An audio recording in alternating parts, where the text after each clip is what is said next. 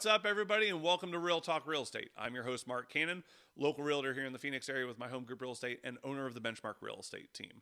So we are in the middle of November. I can't believe it's almost Thanksgiving. That's just crazy. You know, it's just crazy that time has flown so fast. But we can be thankful that the election's over. We don't have to worry about all the texts, the ads, the phone calls we would get. We don't have to have that anymore, so thank God.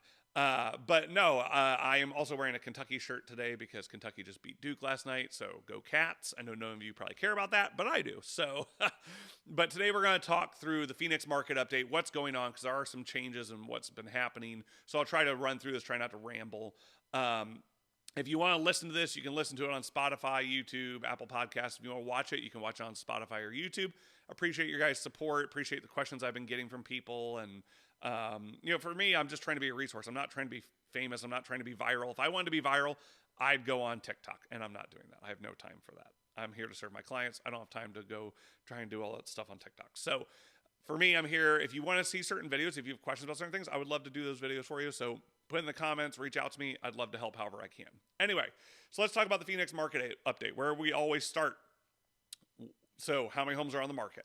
Right now, we're just shy of 22,000. So we're about 21,700, I believe. So last month, I believe we're at 20,600 or 20,000. It was in the middle of the 20,000s. So we've come up about 1,000. The month before that, we'd come up 2,000 to 3,000. So we're seeing demand is still waning. We're seeing supply is still rising. And I've got some charts I'll just show you real quick here that I thought were interesting. And they're showing, it's showing this time last year, it's comparing year over year. So it's showing multiple years that you can compare.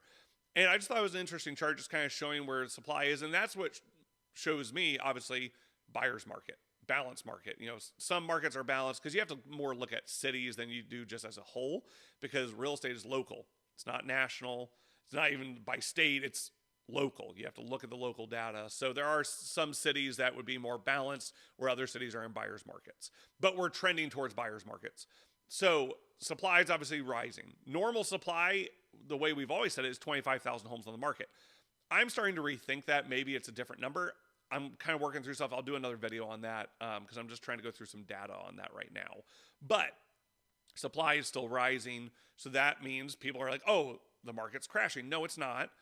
Prices have shown that they're coming down some. But the interesting thing, I'll do another video on this, is so it looks like people are aiming too high with their prices. And it seems to be a trend right now, because when you look like at appreciation, homes are still appreciating in the positive. So it's like 0.7% or something like that. So I'm going to do a video on it. But what seems to be happening is people are pricing too high. They're coming down and then selling, but homes are still appreciating, even though it shows home prices are coming down.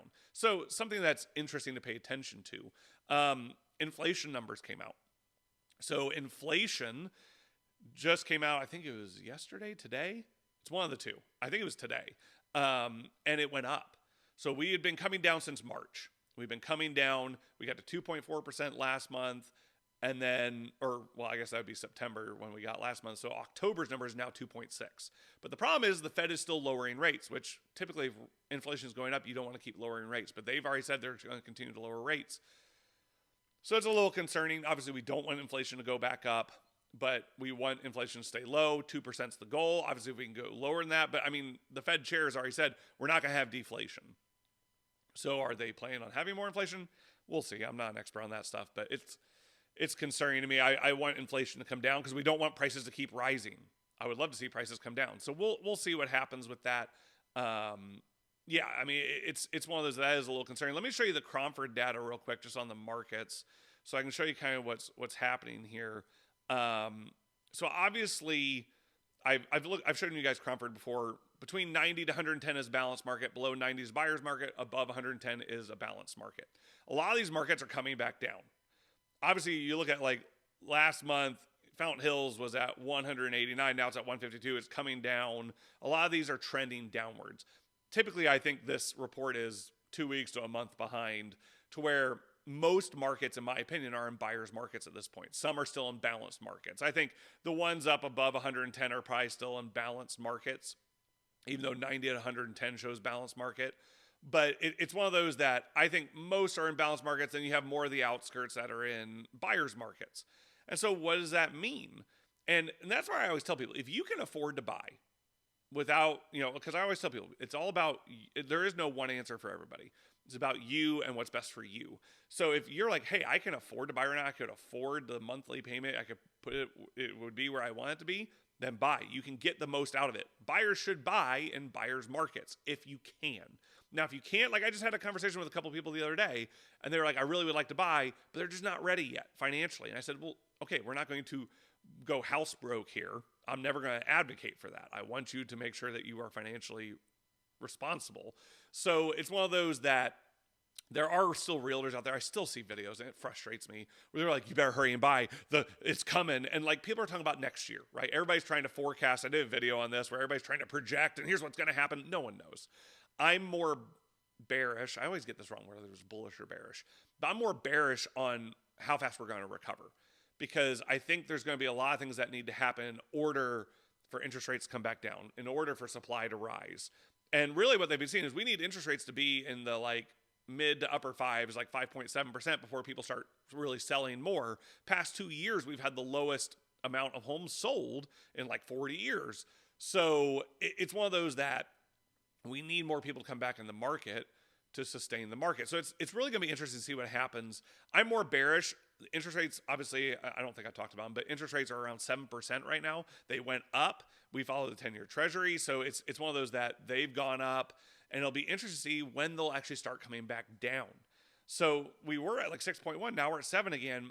We were starting to gain steam, and now it seems like we've just slowed down again. So the past 2 to 2.5 months, we've been slower here in Phoenix. So the market is slow. People are willing to negotiate. They're willing to give up more because, hey, if they're desperate enough, we need to get out. Like I've seen some where they're like, we have to sell within 30 days. And it's like, well, you just gave up leverage. I don't know why you would say that. But it's one of those that it is an interesting time. It is a buyer's market. So if you can buy, I would encourage you to buy. New builds are doing what they need to do. They're saying, hey, we're going to offer you 3.99% interest rates. We're going to offer you 4.5% interest rates, because that makes it more affordable for people to buy. So it is an interesting thing right now with all those different aspects happening. What is going to happen in the future? And no one knows. They all project. They all think they know. They don't. And so it's one of those that right now it's trending downwards a little bit, where buyers have more options right now. Well, that's what happens when supply rises and demand isn't rising. Buyers have more options, so they're pickier. So the homes that are struggling to sell are the homes that are very original. They don't have a lot of remodel. The ones that are remodeled can still go pretty quickly. Like I just had a listing, we put it on, we priced it well. It was gone within 5 days. And again, it was below 500,000. So it's one of those that you can get good homes, you can negotiate. So it's one of those, if you guys have questions about this, if you're thinking about buying, if you're thinking about selling, you're just not sure what the answer is, there is no one right answer. It's really about your situation, about what's best for you. I'm here to serve you, and I would love to talk with you. My information's below. I hope you'll reach out to me. I'd love to just have a conversation, again, just to see what's best for you and how I could help you the most, because that's the goal. Is I run my business through real estate, through relationships, and I want to make sure I put the relationship first. It's not about the transaction. So if I can help in any way, I would love to. Guys, you've been listening to Real Talk Real Estate. I'll catch you next time.